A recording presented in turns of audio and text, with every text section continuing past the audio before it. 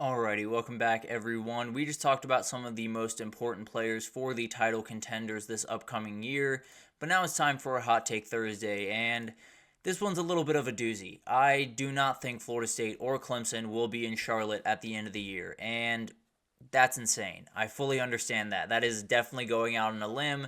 That is definitely something that the limb could snap under me. I fully believe that that is definitely a case, but I'll get to why I think that I'll break down both of those teams and then get into some other teams that I think could definitely make some noise in this conversation. So let's start with Florida State and let's break down what this team is right now. So you bring in DJ, you bring in Malik Benson, you bring in Roydell Williams. All of those guys are really good players and definitely could be big time players for them in the future. Could definitely be guys that you're watching make remarkable plays for them as the season goes on. But I think when you talk about a lot of this stuff, when you get into some of the weeds of this stuff, Florida State has done an incredible job of building out this group, right? They've done an incredible job of building out a transfer portal class that pretty much year over year is going to be talented, is going to be tough to deal with. But also, when you look at Florida State right now, last year it felt like they brought in grade A players from the portal. They brought in Keon Coleman a couple of years ago. They brought in Jared Verse a couple of years ago. It just felt like they were bringing in players that were outright game changers, no two questions about it. They were going to be big time players for them. Now it feels like they're bringing in grade B players. And it's not necessarily that these players aren't good. They're definitely players that could get up to that A level and definitely could be big time players for them. But I don't know. You look at DJ Uiagalelei, you look at Roydell Williams, you look at Malik Benson, and I'm not confident that any of those guys are the one at that position. I think DJ is going to be the one, but I don't necessarily have quite as much love for him to be the guy that they need him to be. I guess is probably the best way to put it. And then you have the Florida State defense is going to be good. I don't have many doubts there. I don't think there's any question about that. And it's going to be tough to beat them because you're going to have to score a ton of points. There's no two ways about that. But also, when you look at this team, I'm not necessarily sure if they're going to be able to score a ton of points. I'm not sure they're going to be able to do some of the things they were able to do a year ago and be explosive on offense and have Jordan Travis with his legs stretching out defenses and doing remarkable things. And all of that stuff kind of combined, you can do as much as you want on defense, but if the offense isn't making it happen, and especially if DJ is giving the ball away the way he did the past couple of years, you're going to have a problem. That's just kind of the plain simple truth there. So I think Florida State is good. I think they're going to be one of the best teams in the conference. I just worry that there's going to be a couple of games where this offense comes out entirely flat and it costs them a chance to go to Charlotte. But let's go into Clemson and give you guys an idea of what I think about them, because this one is not quite as much a matter of seeing holes in the roster and worrying too much about specific position groups. It's more about just the energy around this team. I think when you look at the last two seasons, you had a really, really rough year the first time, and you got to the ACC title even with a rough year, so gives you an idea of what Clemson is at right now. But the reality is you have so many different things to kind of factor into this conversation. Garrett Riley and Cade Klubnik were never quite on the same page a year ago, and they absolutely have to be if they're going to avoid what they did a year ago and going 9-3 and missing the ACC title game and not being the team that they wanted to be by any means. Also, I do think this offense is going to benefit from a guy like Bryant Wesco at wide receiver, but also if your expectation is to have a freshman wide receiver lead your be your go-to guy and lead you to an ACC title game, I wouldn't love that bet. I think Bryant Wesco is a fantastic player and will be a great player for quite some time to come, but the reality is he's not necessarily, you don't necessarily want to lean on a freshman wide receiver is probably the best way to put it. It was the same reason why Texas went out and got all the receivers they did. Jonte Cook's a fantastic player and definitely could be a big-time player for them, but he'd only caught 8 passes in his entire college career up until that point. So you don't really know until they get on the field, and I'm a little bit worried about that. And the biggest one for me is the back end of this defense took a big time hit. You lost Andrew Makuba, you lost Toriano Pride Jr., you lost Nate Wiggins to the NFL draft. and they kind of just stayed pat. Now, they have really good players in that room. They have A.J. Terrell's little brother. They have a ton of really good talent. There's no two ways about that. When you're at Clemson, you're going to have talent.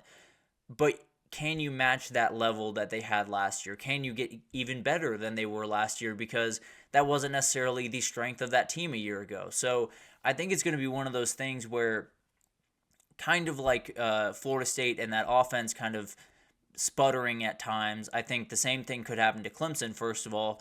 But also, I think the back end of this defense could just get torched a game or two by, Cam Ward or by maybe DJ, I don't know, but by someone, and definitely make this defense look a lot worse than it really is. So I have, maybe they're a little bit niche worries. Maybe they're, sky is falling type worries where it's not really going to be that big of a deal. But I think when you look at this ACC schedule and this ACC conference going into this year, there are tons of teams that are ready to take that crown. Not necessarily on the same level as Florida State and Clemson from a roster perspective or from, a history perspective, obviously.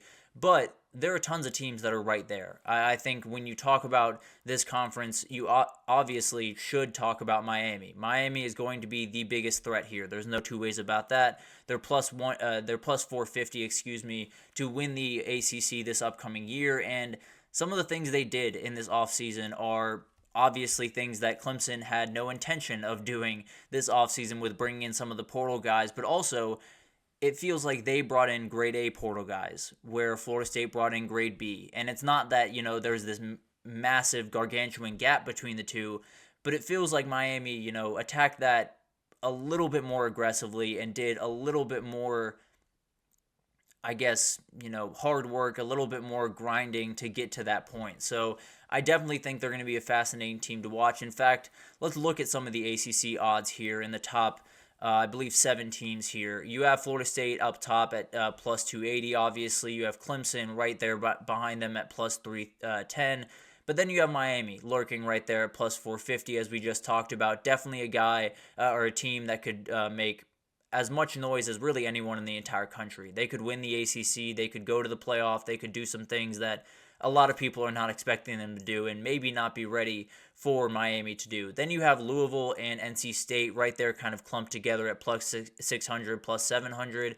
Two teams that I definitely think could hit the ground running this year. Now, there's a little bit of worry for me around these teams because you're bringing in a new quarterback. Grayson McCall played really, really good football at Coastal Carolina. I think he will carry that over, and I think he'll be a good player for them. Tyler Shuck, I'm not quite as sold on, but definitely when you have Jeff Brom on that staff, he does incredible jobs with quarterbacks and definitely is someone that can put him in positions to succeed. So I'd expect him to at least be competent. And then when you look at some of these other pieces that these teams have, it feels like they're a dangerous team to play. You never want to get them away from home. You never want to really get them in general because any given Saturday they could pop up on you and not only beat you, but probably beat you by about 14 points, depending on the way that things go. So I think those are two teams to watch. And then some kind of longer shots, but I have a really good reason to believe in these teams. Virginia Tech and SMU. Virginia Tech at plus 1,400, SMU at plus 1,800.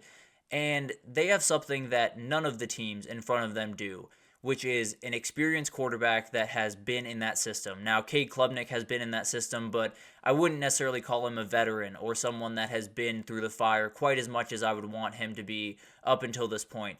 Kyron Drones has.